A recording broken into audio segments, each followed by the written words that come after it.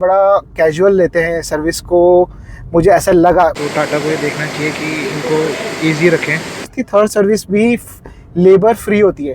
Caliper काम नहीं करेगा अगर आप इसकी ग्रीसिंग नहीं करोगे टाइमली। कितना उन्होंने मुझे स्टार्टिंग में बताया और कितना मैंने उनको पे किया।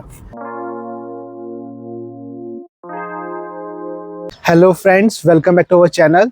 आज हम अपनी नेक्सॉन जो हमने 1 साल पहले खरीदी थी उसकी थर्ड सर्विस के लिए जा रहे हैं। ये third service first paid service है जो 1 साल में या 15,000 किलोमीटर पूरे होने पे ड्यू होती है। तो हमारी 15,000 तो ड्यू नहीं हुई, 1 साल पूरा हो गया, तो हम आज जा रहे हैं। तो देखते हैं वहाँ जाकर कि वहाँ पर क्या क्या वो नए नए चीज़ें उसमें बदलते हैं या उसमें नई चीज़ों के लिए काम बोलते हैं। फर्स्ट पेड सर्विस का हमारा एक्सपीरियंस कैसा रहता है वो हम आपके साथ शेयर करेंगे।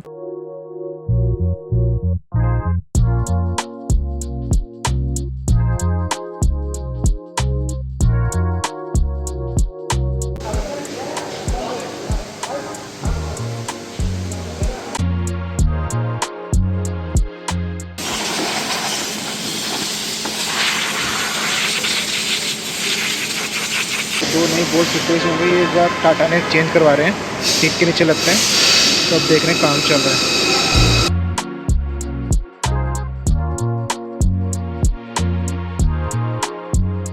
अब इसमें ऑयल चेंज होगा और सब कुछ नया ऑयल डलेगा। नीचे से पूरा देखेंगे, टाइट करेंगे, ब्रेक शू ब्रेक पैड वगैरह सब चेक होगा और देखते हैं क्या क्या काम होता है।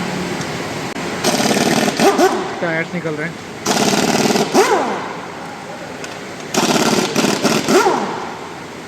ये है पूरा, आप देख सकते हैं ऐसा। आप कोटिंग करें ना करें, गाड़ी ऐसे है। अभी कहीं रस्ट दिख नहीं रहा है, सब कुछ ठीक है गाड़ी अभी तक। नीचे यहाँ पर वेस्ट इंजन ऑयल से आ रहा है, यहाँ से निकाला जा रहा है। देखिए क्या काला हो चुका है। अब इसको इसी से आप समझ सकते हैं कि ये कितना, इसको बदलना कितना ज़रूरी है। अब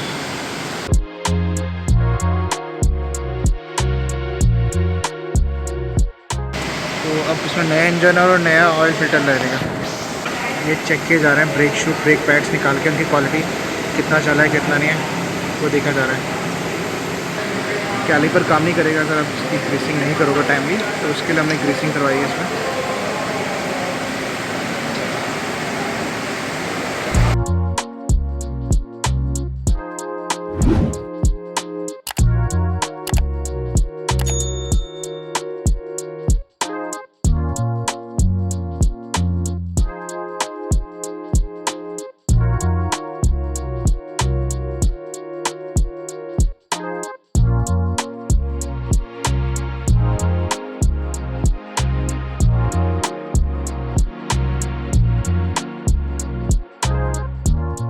जितने भी यहाँ पर बोल्ट नट लगे हुए हैं सब टाइट देखे जाएंगे कि ये चेक टाइट हो रखे हैं क्या नहीं हो रखे हैं।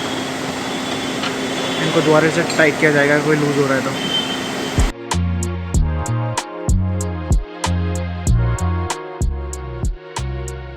तो आगे के ब्रेक तो मेरे बढ़िया हैं।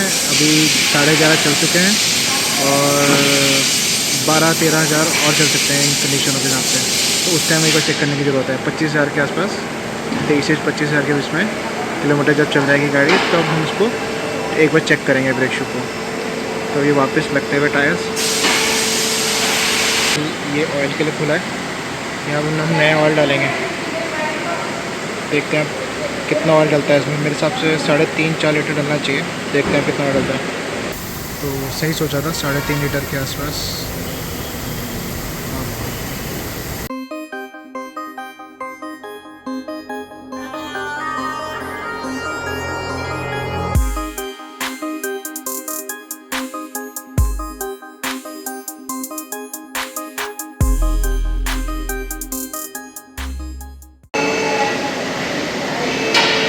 इसमें डाला जा रहा है विंडशील्ड के लिए।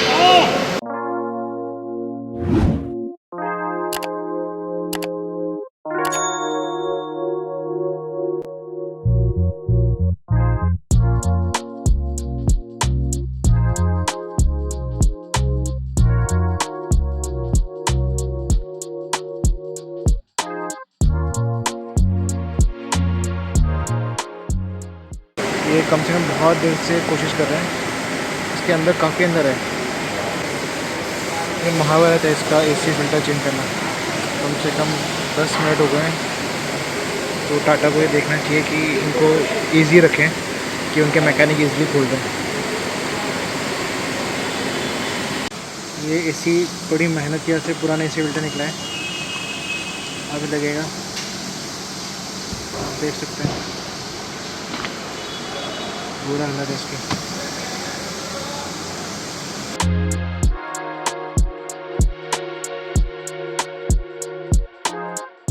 एक बार बैटरी चेक कर लेते हैं।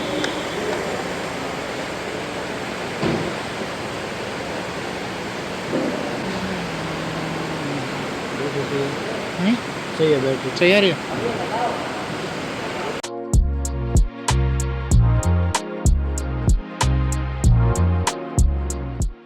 नेक्सॉन कौन सी है ये? नेक्सॉन कौन सी? Creative S plus. Creative S plus petrol.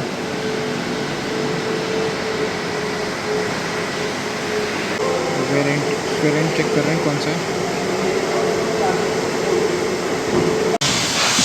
जो सर्विस रिमाइंडर आ रहा था वो हमने हटा दिया है यहाँ से। अब यहाँ दिख नहीं रहा है, यहाँ सर्विस रिमाइंडर जो दिख रहा था वो दिख नहीं रहा है।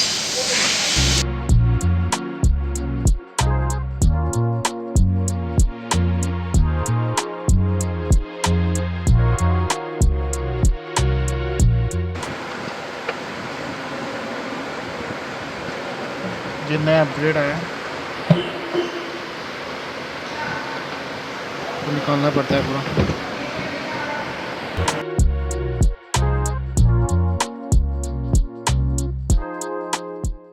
जैसे मैंने आपको वीडियो में बताया कि मैं अपनी सर्विस करवा के आया हूँ अपनी नेक्सॉन की।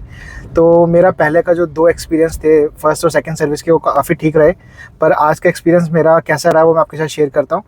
क्योंकि वहाँ पर उनका पूरा स्टाफ चेंज हो गया है।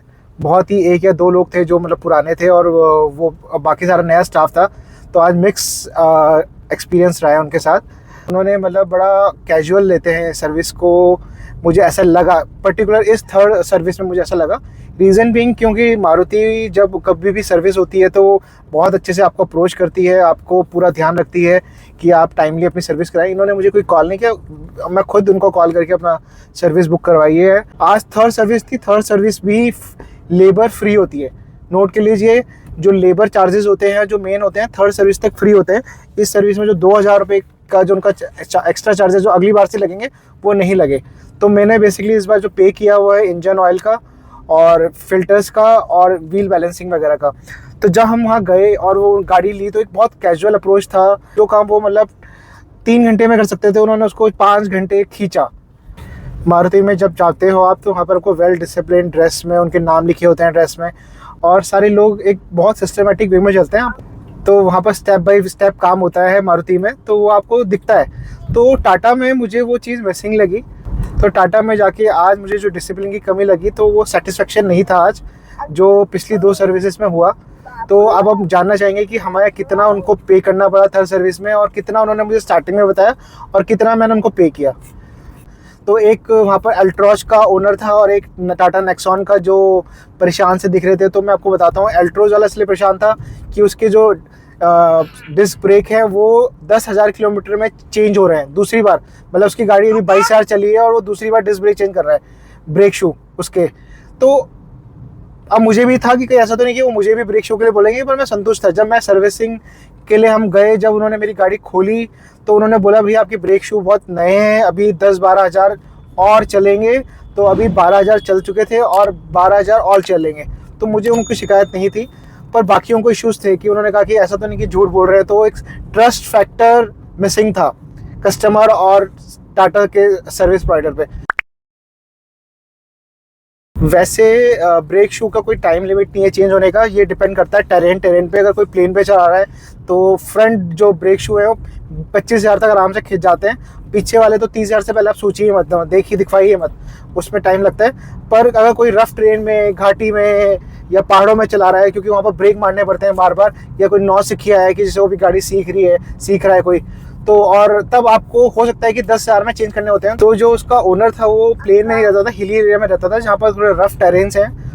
तो मैंने उसको समझाया कि ये हो सकता है, स्वाभाविक है कि आपका 12,000 में चेंज करना पड़ गया, मतलब होना नहीं चाहिए। मैं मानता हूँ कि ये 20,000 कम से कम चलना चाहिए, फिर भी हो सकता है। जब हमारी गाड़ी ली थी, जो हमारे सुपरवाइज़र थी हमारी गाड़ी के, उन्होंने जब हमें बिल बताया था तो 5,000 का अप्रॉक्स दिया था। तो मैंने उनमें से कुछ चीज़ें नहीं करवाई क्योंकि मैं सेकंड सर्विस में वो करा चुका था, जो था व्हील अलाइनमेंट, व्हील बैलेंसिंग। बाहर आपको व्हील अलाइनमेंट और बैलेंसिंग आराम से 500-600 रुपये में आप करवा सकते हैं, और जब वो मुझे 1100 साढ़े 1100 में टाटा की तरफ से पड़ रही थी तो वो मैंने ऑप्ट नहीं किया। उन्होंने हमको क्या क्या बताया उसमें था, एक उन्होंने हमको बोला कि एक हम इंजन ऑयल चेंज करेंगे, जो मस्त था, पर वो थोड़ा हायर सेट था। नॉर्मली जो इंजन ऑयल आते हैं वो 1500 से 2000 के बीच में आ जाते हैं, 3.5 लीटर डलता है नेक्सॉन में, तो इतने में आ जाते हैं। उनके यहाँ हमें करीबन 2800 रुपये का पड़ा सिंथेटिक बोल के। तो हमने, क्योंकि ये इस सर्विस में हमें कुछ वर्कर, उसको उनकी वर्कमैनशिप के लिए कोई पे नहीं करना होता है, 2000 रुपये फ्री होती है, तो इस बार मुझे यहीं कराने में फ़ायदा था, तो इसलिए मैं वहाँ गया तो मैंने वो सिंथेटिक डलवाया। सेकेंडली वो हमें बोलते हैं एसी फिल्टर चेंज करने के लिए। तो जो एक्सपीरियंस लोगों ने पता होगा कि देहरादून जैसी जगह में एसी फिल्टर जल्दी से ख़राब नहीं होते, क्योंकि यहाँ पर पॉल्यूशन इतना नहीं है, मतलब मेट्रो सिटी के मुकाबले। तो यहाँ पर मैं चाहता तो उसको सिर्फ हवा से भी साफ़ करवा सकता था, फिर भी क्योंकि रिकमेंडेशन है और लोग बोलते हैं कि करवाना चाहिए, तो मैंने 1 साल में एसी फिल्टर चेंज करवाया। पर आपको मैं बोलूँ, ये ज़रूरी नहीं होता, आप 2 साल में भी करा सकते हैं, डिपेंड होता है कि उसकी कंडीशन कैसी थी। मेरे वाली की कंडीशन इतनी बेकार नहीं थी, फिर भी मैंने करवा दिया। थर्ड, हमने इसमें जब इंजन ऑयल चेंज कराया तो उसका इंजन ऑयल का एक अपना फ़िल्टर होता है, वो भी हमने उसको चेंज कराया। तो ये ज़्यादा बड़े खर्चे नहीं होते, सिर्फ इंजन ऑयल बड़ा खर्चा होता है। उसके अलावा एक कैंटिलीवर के वो होते हैं, बोल्स होते हैं, जिसको ग्रीसिंग करते हैं, तो वो मैंने, वैसे तो उन्हें फ्री कर देनी चाहिए, ग्रीसिंग का कितना चार्ज करेंगे, उसका भी वो 350 रुपये की लेते हैं। तो मैंने वो भी करवाया क्योंकि मुझे ग्रीसिंग करवानी थी, वो आपके लिए मस्ट होती है, जो ग्रीसिंग्स करवानी चाहिए, क्योंकि आपके ब्रेक शू वगैरह में जो भी बोल्ट्स वगैरह होते हैं वहाँ पर आपको उन लीवर्स में करवानी चाहिए। इस पेड सर्विस में मेरा एक्सपेक्टेशन ज़्यादा था, क्योंकि फ्री सर्विस में बहुत अच्छे से गाड़ी उन्होंने, फ्री सर्विस में करते नहीं है पर अच्छे से गाड़ी को अटेंड किया था, अच्छे से चेकअप हुआ था। पेड वाले में मुझे लगा था कि बहुत अच्छे से करेंगे, कि उसमें पैसा मिलना होता है उनको, पर इसमें क्योंकि उनका स्टाफ नया था, न्यू स्टाफ था, तो उन्होंने उसको लेके मतलब ज़्यादा एक्साइटमेंट नहीं था कि गाड़ी आ रही है, क्योंकि पेड सर्विस की गाड़ी हमेशा सर्विस सेंटर बहुत ही मतलब अच्छे से करता है, मतलब वो इस बार नहीं दिखा मुझे। तो मैं थोड़ा सा मतलब 50-50 रिएक्शन, काम अच्छा हुआ नो डाउट, काम में मैं कोई कमी नहीं की, पर जो उन्होंने एक अटेंड करना होता है कस्टमर को, वो उन्होंने अच्छे से नहीं किया। 1 साल चलाने के बाद हमारा एक्सपीरियंस कैसा रहा वो हम के साथ शेयर कर रहे हैं। तो गाड़ी ने अभी तक कोई अनयूजुअल बिहेवियर नहीं किया है। गाड़ी 16 से 18 के बीच में आराम से माइलेज दे रही है सर्दियों में, क्योंकि एसी ऑफ रहता है, और गर्मियों में 14 से 15 का माइलेज आराम से मिल रहा है सिटी में, और यही माइलेज हाईवे में 19 से 22 तक जा रहा है। तो अभी हम नोएडा की ट्रिप करके आए थे और हमने 2-4 ट्रिपें और भी की है, तो ये गाड़ी का माइलेज हमने चेक किया है, हाईवे में आराम से 19 से 22 आप आराम से निकाल लेते हैं। तो माइलेज को लेके हमारी कोई शिकायत नहीं रही है, परफॉर्मेंस को लेके कोई इशू नहीं रहा है, गाड़ी में फुल पावर है, और स्पेस को लेके भी हमें कोई इशू नहीं रहा है, इसमें अच्छा खासा सामान आ जाता है हमारा नेक्सॉन में। थोड़ा बहुत जो इंजन को लेके हमारा एक डर था मन में कि ऐसा तो नहीं कि कुछ अनयूजुअल बिहेव करने लग जाएगा, तो वो उसने नहीं किया। वो इंजन अभी भी वैसे ही बिहेव कर रहा है जैसे उसने फर्स्ट डे किया था, मतलब हल्की बल्कि नॉइस है, पर वो बड़ी नहीं ना घटी, वो एकदम नॉर्मल है, जो हमें परेशान नहीं करती है। और जब हम तेज़ स्पीड में होते हैं तो पता ही नहीं चलती है, जब हम कम स्पीड में होते हैं तब वो हमको थोड़ा बहुत सब पता चलता है कि हल्की सी नॉइस है इंजन में।